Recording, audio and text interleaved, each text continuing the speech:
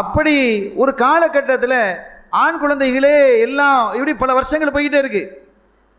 பல வருஷங்கள் கடந்து செல்ல செல்ல பல லட்சக்கணக்கான ஆண் குழந்தைகள் அழிந்த போது அந்த ஊரில் இருந்த பெரியவர்கள் எல்லாம் கிபுத்தி கோட்டத்தாரெல்லாம் நேராக வந்து மன்னன்ட்ட முறையிட்டாங்க. மன்னா, ஒரு ஆபத்து நமக்கு வந்துகிட்டு இருக்குது இப்படின்டா, என்ன அப்படின்ட்டு. அவனும் எவ்வளோ நல்லவனான்னு பாருங்க. அவன் நல்லவன் இல்லை, அவன் இவ்வளோ நீங்கள் இதெல்லாம் அறுக்க வேணான்னு தான் சொல்ல வர்றான். ஆனால் எதுக்கு சொல்ல வர்றாங்கிறது பாருங்க. இப்படியெல்லாம் அறுத்துட்டா இப்போ ஆம்பளை பிள்ளைகளே இல்லாத ஒரு நிலை உருவாகிட்டு இருக்கு. அதுக்கடுத்து ஏற்கனவே இருக்கக்கூடிய பெரியவர்கள் இருக்கிறாங்களே, வயதாளிகள்லாம், அவங்கெல்லாம் மூத்தாகிட்டே இருக்கிறாங்க. இப்போ என்ன ஆகும்? பனி இஸ்ரவேலர்களில் ஆண்கள் இல்லாத ஒரு நிலை ஏற்பட்டு விட்டால் நமக்கு யார் வேலை செய்வா? நமக்கு வேலைக்காரனா பனி இஸ்ரவேலர் தான் நம்ம வச்சுட்டு இருக்கிறோம். இவன் முதலாளி வர்க்கமாக இருக்கிறான். பனி இஸ்ரவேலர்கள்லாம் தொழிலாளி வர்க்கமாக இருக்கிறாங்க. பனி இஸ்ரவேலர்களை அவ்வளோ வேலை வாங்கிட்டு இருக்கிறான். வீடு கட்டுறது, அந்த கட்டுறது, இது செய்கிறது, கக்கூஸ் கழுவுறது என்று எல்லாத்துக்கும் பனி இஸ்ரவேலர்கள் தான். இப்படிப்பட்ட நிலையில இழிவான வேலைகள் செய்யறதுலேருந்து அத்தனைக்கும் அவர்களை தான் பயன்படுத்துகிறோம். இன்னைக்கு ஆண்களே இல்லாத ஆயிடுச்சா? இப்போ யார் வேலை செய்வா? இந்த வேலை செய்யறதுக்கு ஆணை நம்ம போய் வேலை செய்ய முடியும்? நம்ம வேலை செய்ய முடியாது. சாட்டை வர வச்சிருப்பான், சாட்டையால் அடிப்பாங்க. அவர்கள் செய்த கொடுமைகளை எண்ணி பார்த்தால் வரலாற்றில் தப்சீர்களில் ரொம்ப விரிவாக எழுதி இருக்கிறாங்க. அவ்வளவு பயங்கரமான கொடுமைகள். ஒரு வேலையை கொடுத்து 10 மணி நேரம் செய்ய வேண்டிய வேலையை 4 மணி நேரத்தில் செஞ்ச முடியுமா? செய்யவில்லைன்னு சொன்னால் சாட்டையால் அடித்து காயப்படுத்துவான், அதோடையும் செய்ய சொல்லுவான். இப்படி மிருகத்தை விட கேவலமாக பனி இஸ்ரவேலர்கள் கருதப்பட்ட காலம் அது. இப்போ எல்லா ஆண்களும் ஆம்பளை பிள்ளைகளே இனி இல்லைன்னு வரும்பொழுது இனி வருங்காலத்தில் நம்ம பிள்ளைகளுக்கெல்லாம் யார் வேலை செய்வா? நம்மளே வேலை செய்கிறதா? அது சாத்தியம் இல்லை, அது மரியாதை இல்லையே அப்படின்னோடனே அவன் யோசிச்சான். ஆமாம், அது சரிதான் அப்படின்னு அவன் புதுசாக ஒரு சட்டத்தை கொண்டு வந்தான். என்ன கொண்டு வந்தான்? 1 வருஷம் பிள்ளைகளை அருங்க, 2ஆவது வருஷம் அறுக்காதீங்க, அதுக்கு அடுத்த வருஷம் அருங்க, 1 வருஷம் விட்டு 1 வருஷம் அறுக்கிறது அப்படின்னு ஒரு சட்டத்தை கொண்டு வந்தான். இப்போ இதில் 2 ஒன்று இருக்கு. ஒருவேளை அறுக்காத விஷயத்தில், அறுக்காத வருடம் இருக்கு இல்லையா, அதில் நம்முடைய ஆட்சியை பிறக்கக்கூடியவர் இருந்தாலும் கூட அவருக்கு சப்போர்ட்டுக்கு ஆள் இருக்காது. ஏன்னா நிறைய ஆண் குழந்தைகள் அறுக்கப்பட்டு போயிட்டாங்க, அவருடைய பலகீனம் ஆயிடுவாங்க. அப்படி பலகீனப்படுத்துவதை தான் அவன் விரும்பினாங்கிறது அல்லாஹ் குர்ஆன்ல சொல்றான். அதுவும் ஒரு செய்தியாக இருக்கிறது. எனவே பனு இஸ்ரவேலர்களை பலகீனப்படுத்துவதோடு மட்டுமல்லாமல் தன்னுடைய ஆட்சியை போக்கக்கூடிய அந்த குழந்தையும் கொன்று முடித்து விட வேண்டும் என்பது அவனுடைய திட்டமாக இருந்தது. ஆக 1 வருஷம் விட்டு 1 வருஷம் அருங்க, 1 வருஷம் ஆண் குழந்தைகள் அருங்க, 1 வருஷம் விட்டுருங்க, அதுக்கடுத்த 6 வருஷம் ஆண் குழந்தைகள் அருங்க என்று என்ன செய்தான்? ஒரு சட்டத்தை போட்டிருந்தான். அப்போ அவனுக்கு தெரியாதா? அப்போ 1 வருஷம் விட்டுட்டா அந்த வருஷத்தில் பிறக்கக்கூடிய குழந்தைகளை ஒரு குழந்தை தன்னுடைய ஆட்சியை போக்கக்கூடியதாக இருக்குமே, அவன் அந்த அளவுக்கு தெரியாமல் இருக்கிறான். தெரியும், இருந்தாலும் கூட பார்த்துக்கிடலாம். அப்படின்லாம் வரும் பொழுது 1 வருஷத்தில் நிறைய ஆண் குழந்தைகள், பல்லாயிரக்கணக்கான லட்சக்கணக்கான ஆண் குழந்தைகள் இறந்து போயிட்டா நம்முடைய படை இருக்க, இப்போ ஏற்கனவே வலிமையான படையை வச்சிருக்கிறான் அவனும் ஹாமானும் சேர்ந்து. எனவே நம்ம என்ன செஞ்சுக்கலாம்? ஒரு கை பார்த்துக்கிடலாம் அப்படிங்கிற தைரியம் அவனுக்கு இருந்தது. ஒரு வேளை அப்படி வந்தால் இந்த அடிப்படையில் தான் எந்த வருஷம் புள்ளைய அறுக்க வானான்னு சொல்லப்பட்டதோ அந்த வருஷம் ஹாரூன் அலைஹிஸ்ஸலாம் பிறந்தாங்க. பிள்ளைய அறுக்க வானான்னு சொல்லப்பட்டு 1 வருஷம் விடப்பட்டது இல்லையா?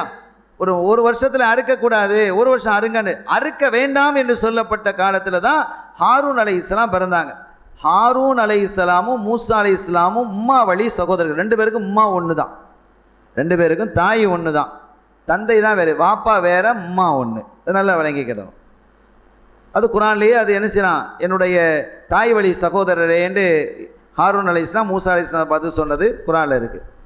ஆக 2 பேருக்கும் தாய் உம்மா ஒன்று, வாப்பா வேற.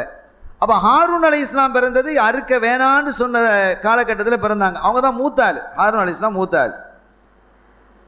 மூசா அலைஹிஸ்ஸலாம் அவர்களுக்கு வேற கூட பிறந்தவங்க வேற பெண்கள்லாம் இருக்கிறாங்க. அவங்களுக்கு நிறைய ஏற்கனவே பெண் குழந்தைகள்லாம் பிறந்திருக்கிறாங்க. இந்த நிலையில வரலாற்றில் ஒரு செய்தி. இப்போ இதோடு மட்டுமல்லாமல் இன்னொன்றையும் அவன் செய்து வைத்திருந்தான். இன்னொன்று என்ன செஞ்சு வச்சிருந்தான்னு கேட்டால், இந்த எந்த காலகட்டத்தில் பிள்ளைகளை அறுக்கலாம் அப்படின்னு அல்லாஹ் சொல்லி வச்சிருப்பான் இல்லையா? அதாவது பிள்ளையை அறுக்க வேணான்னு சொல்கிறது, 1 வருஷத்தில் அறுக்கக்கூடாதுன்னு சொல்லுகிற அந்த காலகட்டத்தில் அவன் என்ன செய்கிறான் அப்படின்னு கேட்டால் இன்னொரு சட்டத்தை கொண்டு வர்றான். அவர்களுடைய ஆண்கள் எல்லாம் இரவு காலங்களில் வீடுகளில் வேலை செய்யணும், மனைவிட்ட போகக்கூடாது. அப்படி ஒரு சட்டத்தை கொண்டு வந்தான். அவங்களுடைய ஆண்கள், பனு இஸ்ரவேல் ஆண்கள்லாம் என்ன செய்யணும்? வயதுக்கு வந்தவர்கள் எல்லாம் தங்களுடைய கல்யாணம் முடிஞ்சவங்களாம் என்ன செய்யக்கூடாது? வீட்டுக்கு போகக்கூடாது அப்படிங்கிற ஒரு சட்டத்தை அந்த கடினமாக்குறான். அப்படி பல வித சட்டங்களை போட்டிருக்கிறான். நீ எவ்வளவு சட்டம் போட்டாலும் அல்லாஹு தாலாவுடைய கலா கதிர்னு இருக்கு, அது ஆச்சரியமான ஒரு விஷயம் இல்லையா? எவ்வளோ அற்புதமாக அல்லாஹு தாலா அந்த குழந்தைகளை கொண்டு வர்றான் பாருங்க. அப்போ இந்த காலகட்டத்தில் மூசா அலைஹிஸ்ஸலாம் அவர்களுடைய தந்தையாக இருந்த இம்ரான் அவர்கள் அரண்மனையில் ஒரு இடத்துல வேலை செய்யக்கூடியவங்கள தான் இருந்தாங்க. வரலாற்றில் உறுதிப்படுத்தப்படாத ஒரு செய்தி இருக்குது. சில மலக்குமார்கள் ஒரு நாள் இரவு அவங்கள தூக்கிட்டு கொண்டு வந்து என்ன செஞ்சிட்டாங்க, அவங்க மனைவிட்ட விட்டுட்டு போயிட்டாங்க. அவங்க வந்து மனைவியோடு வாழ்ந்ததற்கு பிறகு திருப்பி கொண்டு வந்து மலக்குமார்கள் அங்கே இதில் விட்டதாக ஒரு வரலாறும் கூட இருக்கிறது. ஆனால் அது வந்து அறுக்கக்கூடாத ஒரு வருடம் தான். ஆனால் பிறக்கும் போது அறுக்கக்கூடிய வருடத்தில் தான் அவங்க பிறக்கிறாங்க.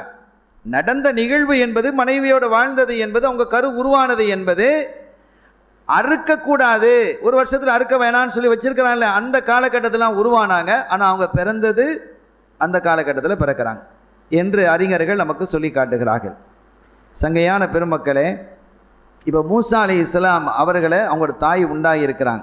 அல்லாஹு தாலா அவன் என்ன செய்தான்னு கேட்டால், உலித ஃபி ஆமின் கத்தலஹும் ஃபதாகத் உம்முஹு பிஹி தரஅன் வஹ்தரஸத் மின் அவ்வலி மா ஹபலத் வலம் யகுன் யظஹரு அலைஹா மகாயிலுல் ஹபல்.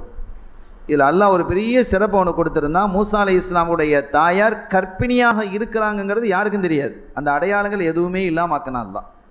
இந்த கர்ப்பிணிகளுக்குன்னு சில அடையாளங்கள், குறைஞ்சபட்சம் வயிறாக பெருசாக வரணுமா இல்லையா, அது கூட இல்லை. அது ஆனால் அவங்களுக்கு தெரியுது நம்ம கருவாக இருக்கிறோம் அப்படிங்கிறது அல்லாஹ் அவங்களுக்கு அறிவிக்கிறான். நீங்கள் குழந்தைய உண்டாயிருக்கிறீங்க அவங்களுக்கு தெரியுது. ஆனால் கர்ப்பிணியினுடைய அடையாளங்கள் என்னென்ன இருக்குமோ, சில பேருக்கு வாந்தி வரும், சில பேருக்கு அப்படி இருக்கும், மசக்கமாக வரும், இதெல்லாம் இருக்குமே இல்லையா, எந்த விதமான அடையாளமும் இல்லாமல், வயிறு கூட பெரியதாக இல்லாமல் அவங்க சாதாரணமாக நார்மலாக இருக்கிற மாதிரியே அவங்க என்ன செஞ்சாங்க, இருந்தாங்க. ஆனால் அவங்களுக்கு பயம் இருந்துக்கிட்டே இருந்தது.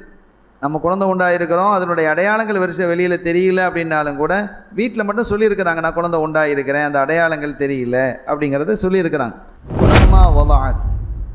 கடைசியில் குழந்தை பெறக்கூடிய காலமும் வந்தது. குழந்தைய பெற்றுட்டாங்க, அம்மா இல்லை.